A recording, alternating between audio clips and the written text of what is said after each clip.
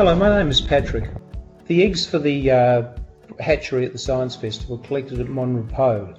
They're collected by staff from the Department of Environment and Science and turtle research volunteers. They're collected in late January. Around 80 eggs are collected. They're left at Monrepos in an incubator in the research facility for the first 3 weeks.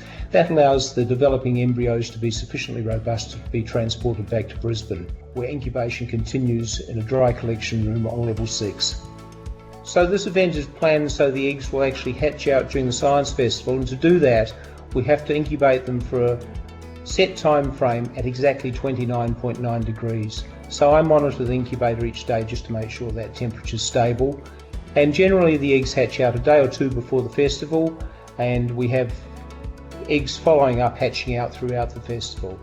And we try to have some initially before the festival starts, so we have turtles swimming in our aquarium before we actually have visiting public coming to view them. Each year during the hatchery we generally have about 8,000 people visiting over a 5-day period, and it's really great. We see people just absolutely amazed by these young turtles. They're blown away by the experience, watching the little turtles climb out of the eggs and watching the young hatchlings swimming around in the tanks. But after the festival's over, we really have to get those little turtles out to sea as quickly as possible, because they have limited yolk reserves to actually fuel their journey once they get out to sea. So what we do is we take them up to Mooloolaba on the Sunshine Coast, and we take them out 20 kilometres offshore into the Eastern Australian Current. And once the turtles are in that current, they ride that current down the east coast of Australia, past the northern tip of New Zealand and across the coasts of Chile and Peru. And it's another 16 years before they actually make their way back into Australian waters. We have a backup plan though. In some years we've had cyclonic events that have delayed the release, and when that happens the turtles are cared for at sea life at Mooloolaba until a release can be arranged. The well-being of those turtles whilst they're in our care is of paramount importance. This activity is conducted with appropriate permits from the Department of Environment and Science, and also it is overseen by an Animal Ethics Committee.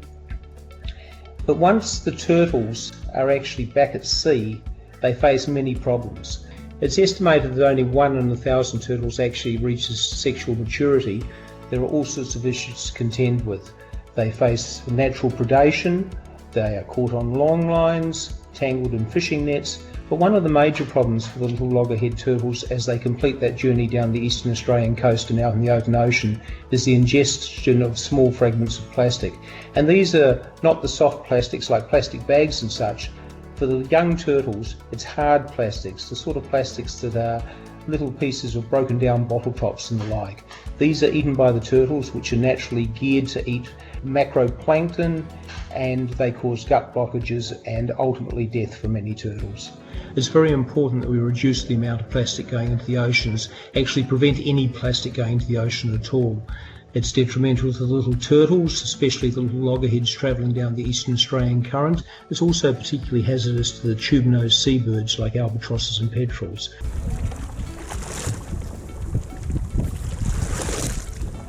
We all need to think about our relationship with plastic, use less plastic in our lives.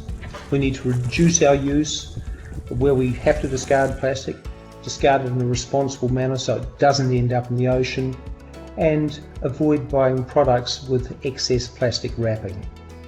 In dealing with plastic, people can actually be more active. There are many really good beach cleanups happening and community cleanups.